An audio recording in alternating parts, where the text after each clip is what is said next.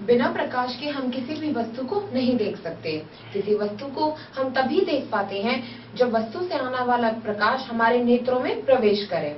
अर्थात किसी वस्तु को देखने के लिए हमारे ज्ञानेंद्रिय नेत्रों का होना जरूरी है तथा उतना ही जरूरी प्रकाश का होना जरूरी है। क्यों हम किसी अंधेरे कमरे में जाएंगे तो हम किसी वस्तु को बिना प्रकाश के नहीं देख सकते। जैसे ही आप उस कमरे का बल्ब चालू करेंगे तो हमें वस्तुएं दिखाई देने लगेंगी। इसलिए किसी भी वस्तु को देखने के लिए प्रकाश का होना बेहद आवश्यक है। प्रकाश हमारे नेत्रों तक परावर्तित होकर वस्तु से परावर्तित होकर पहुंचता है। तो हम बात करते हैं परावर्तन के नियम की।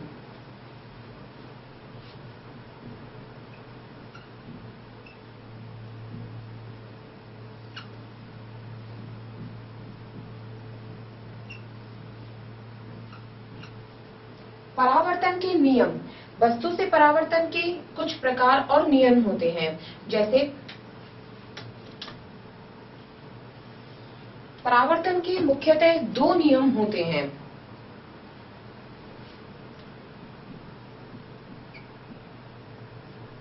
परावर्तन के नियमों से पहले हम बात करते हैं कुछ परावर्तन नियम से संबंधित प्रश्नों के बारे में। जैसे कि आखिर परावर्तन होता क्या है।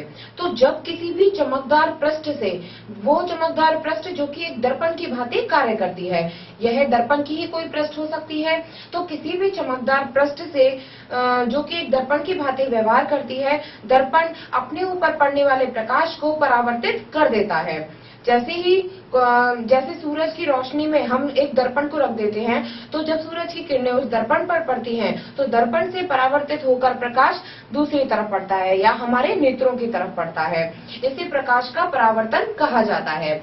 तो जो किरण दर्पण से परावर्तित होकर प्राप्त होती हैं, उन्हें परावर्तित किरण के नाम से जानते हैं।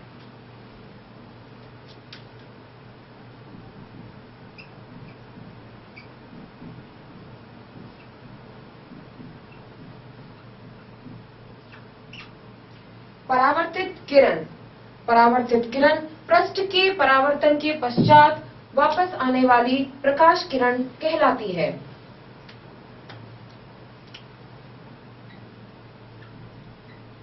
पृष्ठ से परावर्तन के पश्चात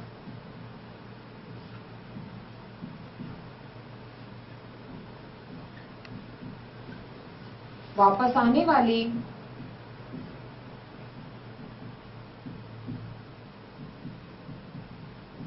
प्रकाश किरण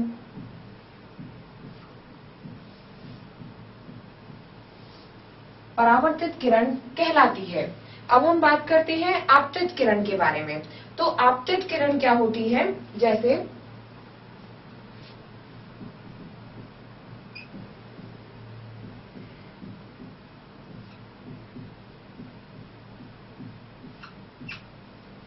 आपतित किरण वह किरण होती है जो कि दर्पण से टकराने के पश्चात, वह जो किरण प्रकाश की आपतित किरण होती है, दर्पण से टकराने के पश्चात प्रकाश किरण दूसरी दिशा में परावर्तित हो जाती है। इस किरण को आपतित किरण कहा जाता है। और किसी पृष्ठ पर पड़ने वाली जैसे आपतित किरण जो होती है, हम एक प्रयोग करके इन दोनों किरणों के बारे में समझते हैं। जैसे यह कोई भी एक दर्पण है, दर्पण से सूर्य का प्रकाश लगातार पड़ रहा है दर्पण पर।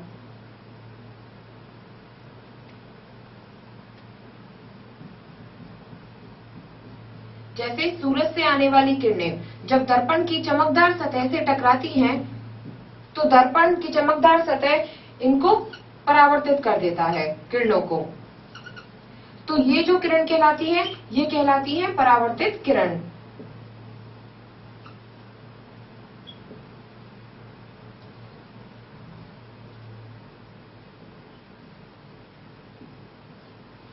और जो किरण पृष्ठ पर प्रकाश किरण जो कि आपतित हो रही है, अर्थात यह किरण जो कि पृष्ठ पर आपतित हो रही है, ये किरण कहलाती है आपतित किरण।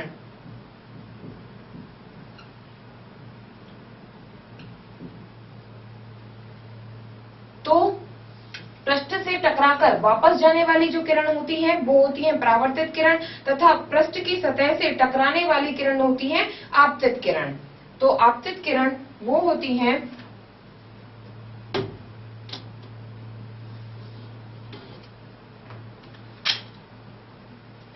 किसी भी पृष्ठ पर पड़ने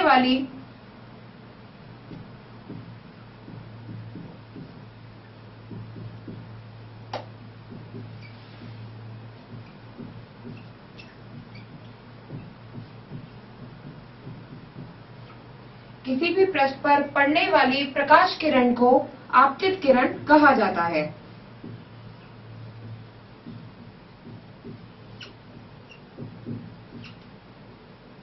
आपतित किरण कहा जाता है।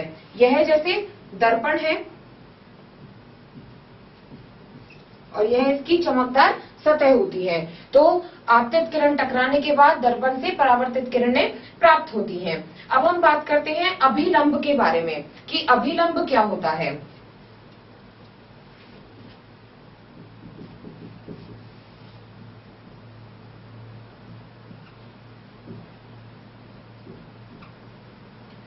अभिलंब जैसे कि दर्पण को निरूपित करने वाली रेखा कि जिस बिंदु पर आपतित किरण दर्पण से टकराती है उस पर दर्पण से 90 डिग्री का कोण बनाते हुए रेखा खींचते हैं। तो जो रेखा खींचते हैं वह रेखा उस परावर्तक पृष्ठ के उस बिंदु पर अभिलंब कहलाती है। जैसे कि अभिलंब को समझाने के लिए हम एक चित्र बनाते हैं। जैसे यह कोई दर्पण की सतह है, तो दर्पण की सतह पर यह कोई किरण आपतित हो रही है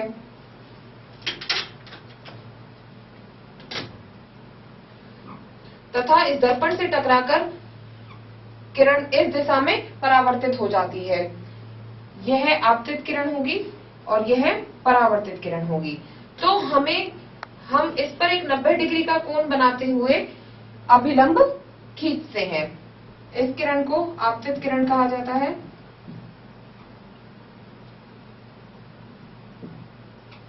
और यह दर्पण की सतह है जिससे टकराकर किरण जो प्राप्त होती है वह परावर्तित किरण कहलाएगी। और यह जो 90 डिग्री के कोण पर हम खींचते हैं यह अभिलंब कहलाता है।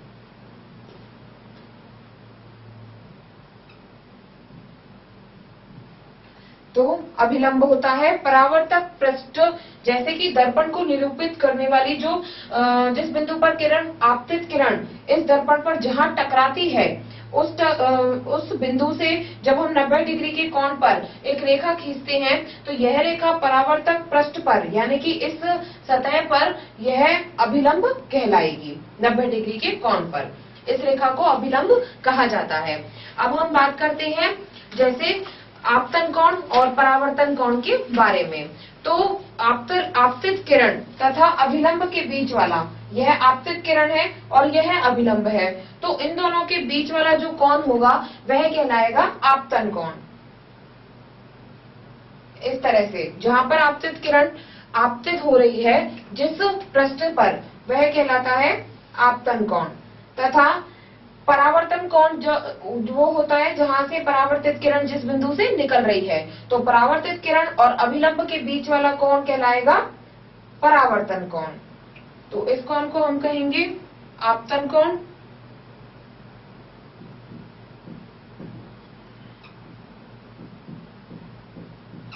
तथा इसको हम कहेंगे परावर्तन कोण।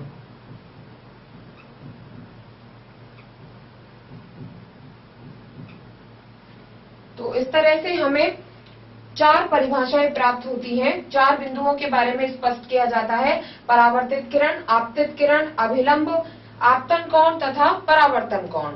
आपतन कोण और परावर्तन कोण की परिभाषा हम इस प्रकार से देख सकते हैं कि आपतन कोण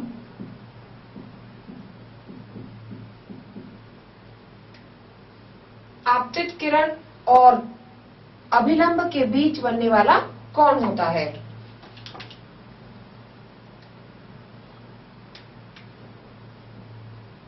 आपतित किरण व अभिलंब के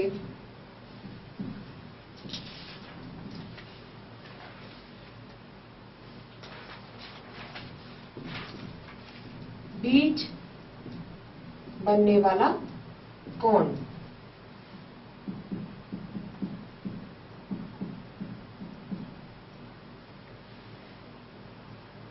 उसी तरह से परावर्तन कोण के बारे में हम परिभाषा देंगे। यह जो आपतन कोण है उसको स्मॉल में इस तरह से लिखा जाता है, कोण आई।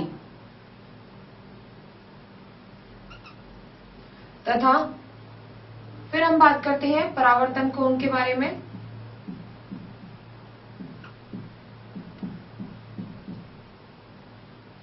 तो परावर्तन कोण को लिखा जाता है कोण R।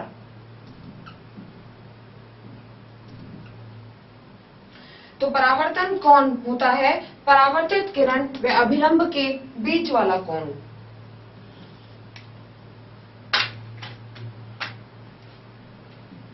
परावर्तित किरण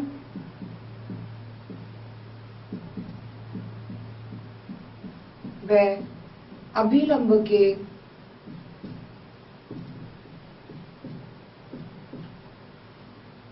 बीच वाले कोण को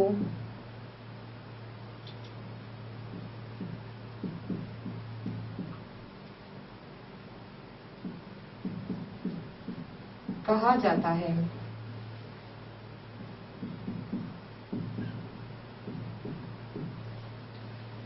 इस तरह से आपतन कोण और परावर्तन कोण के बारे में हमने समझा।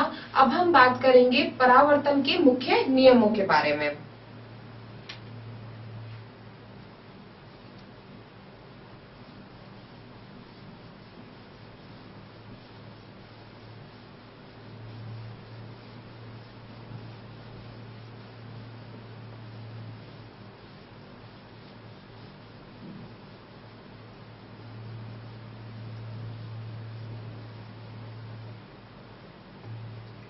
तो परावर्तन के जो दो मुख्य नियम हैं वो इस प्रकार हैं कि परावर्तन का प्रथम और सबसे मुख्य नियम है आपतन कोण सदैव परावर्तन कोण के बराबर होता है। जैसे आपतन कोण है I, यह बराबर होगा R के।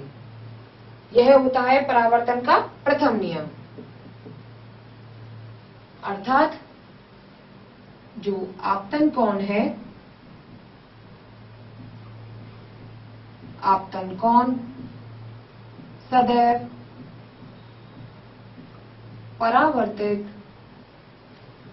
परावर्तन कोण के बराबर होता है।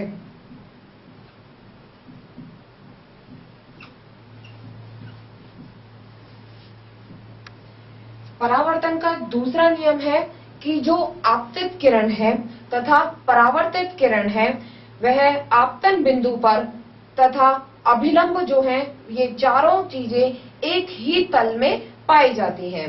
आपतित किरण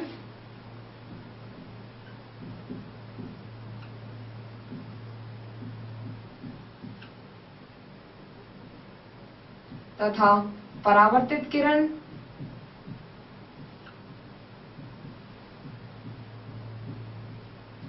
तथा अभिलंब आपतन बिंदु पर ये सभी एक ही तल में पाए जाते हैं।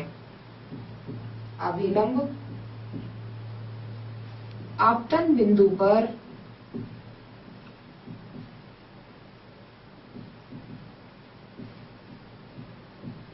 एक ही तल में पाए जाते हैं।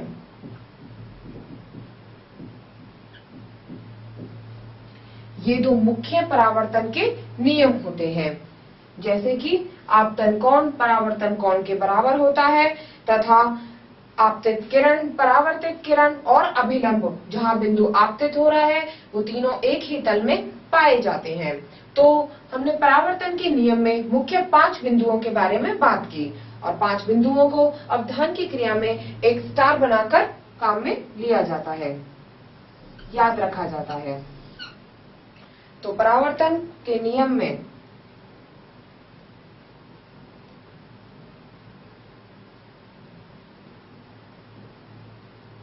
परावर्तन नियम में हमने सबसे पहले बात की परावर्तित किरण के बारे में।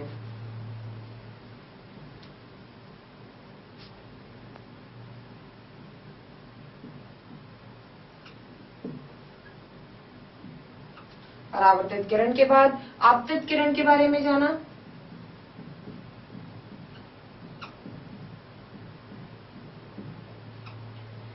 फिर अभिलंब के बारे में जाना।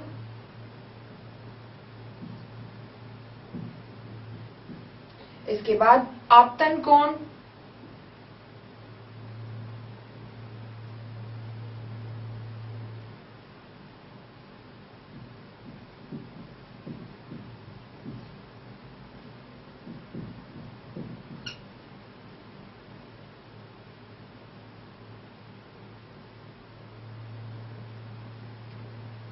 और फिर परावर्तन कोण।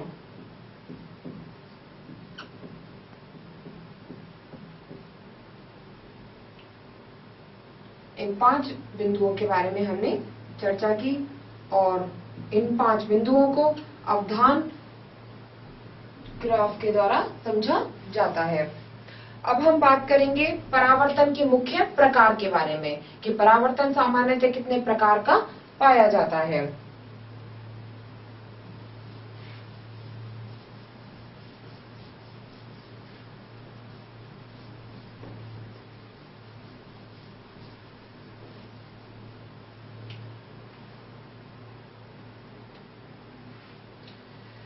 तो परावर्तन के सामान्यतः 2 प्रकार होते हैं।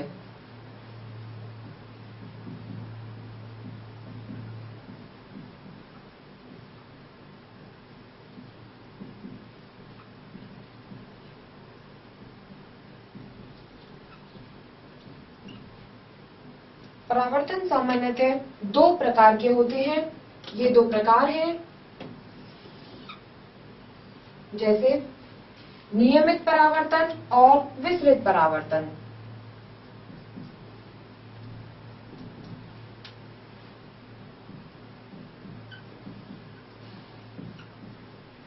नियमित परावर्तन और विसरित परावर्तन।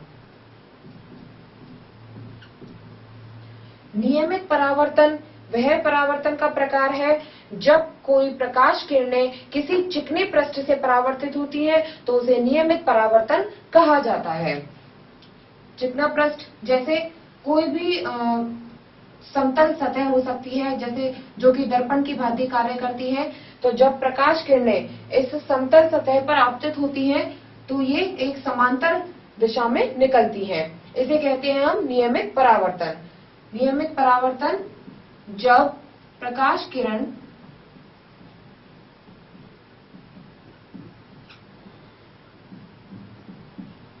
किसी चिकने पृष्ठ पर आपतित होती हैं तो वो एक समांतर दिशा से निकलती है। अर्थात चिकने नियमित परावर्तन जब होता है जब प्रकाश किसी चिकने पृष्ठ से परावर्तित होता है, या फिर जब प्रकाश किरण किसी चिकने पृष्ठ पर आपतित होती है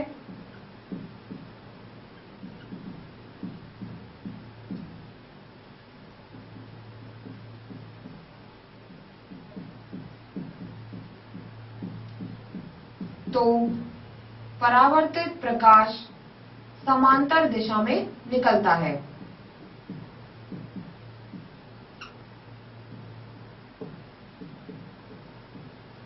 परावर्तित प्रकाश समानांतर होता है।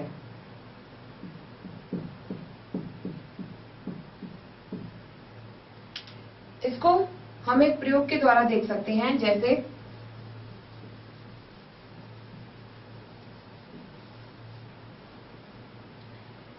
जैसे यह कोई एक चिकनी सतह है, दर्पण की भांति यह एक चमकदार पृष्ठ है।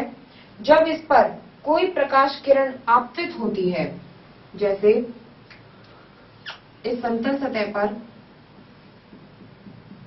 जब यहां से कोई प्रकाश किरण आपतित हो रही है तो इस समतल चिकने पृष्ठ से परावर्तित प्रकाश किरण भी सीधी इन्हीं की दिशा में निकलेगी। अर्थात जो परावर्तन के नियम है उनका पालन होता है। जैसे कि एक ही दिशा से किरण आती है, आपतित होती है तथा एक ही दिशा में परावर्तित हो रही हैं। इस तरह से जो आपतन कोण है वह परावर्तन कोण के बराबर होता है और ऐसे परावर्तन को नियमित परावर्तन कहा जाता है। विसरित परावर्तन जब होता है जब कोई प्रकाश खुरदरे पृष्ठ से परावर्तित होता है। जब प्रकाश किरण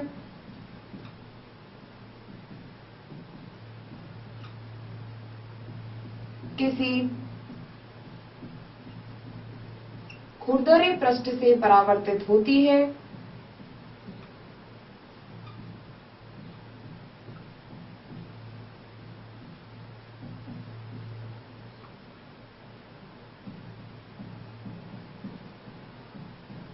तो वे विपरीत दिशा में जाती हैं, अर्थात समानांतर नहीं होती हैं, विपरीत दिशा में चली जाती हैं और ऐसे परावर्तन को विसरित परावर्तन कहा जाता है। जैसे यह कोई खुरदरा पृष्ठ है, इस खुरदरे पृष्ठ पर कोई प्रकाश किरण आपतित हो रही है तो इनसे निकलने वाली परावर्तित जो प्रकाश की किरण है वह अलग अलग दिशाओं में गमन करती है। इस तरह से इस प्रकार का जो परावर्तन होता है वह विसरित परावर्तन कहलाता है, जो कि किसी खुरदरे पृष्ठ पर देखा जा सकता है, जबकि यह चिकने पृष्ठ पर होता है नियमित परावर्तन। नियमित परावर्तन और विसरित परावर्तन दोनों में ही परावर्तन के नियमों का पालन होता है। विसरित परावर्तन हालांकि खुरदरे पृष्ठ पर होता है तथा परावर्तित प्रकाश किरण जो होती है वो समानांतर ना होकर अलग अलग दिशा में निकल जाती है, लेकिन इन प्रकाश किरणों में भी आपतन कोण जितना होता है परावर्तन कोण के बराबर होता है। अर्थात विसरित परावर्तन में भी जो है परावर्तन के नियमों का पालन किया जाता है। यह प्रश्न कई बार पूछा जाता है कि क्या विसरित परावर्तन में भी परावर्तन के नियमों का पालन होता है। तो आप देख सकते हैं इस प्रयोग के द्वारा कि जब आपतन कोण परावर्तन कोण के बराबर होता है तो खुरदरे पृष्ठ से भी आपतित होता हुआ प्रकाश परावर्तित होते हुए प्रकाश के समान ही होगा। अब हम बात करते हैं एक पार्श्व परावर्तन के बारे में। जैसे कई बार आपने समतल दर्पण में अपने आप को देखा होगा, जब आप अपने बाएं हाथ को उठाते हैं तो दर्पण में आपका दायां भाग उठा हुआ दिखाई देता है। यह पार्श्व परावर्तन कहलाता है और पार्श्व परावर्तन के कारण संभव होता है।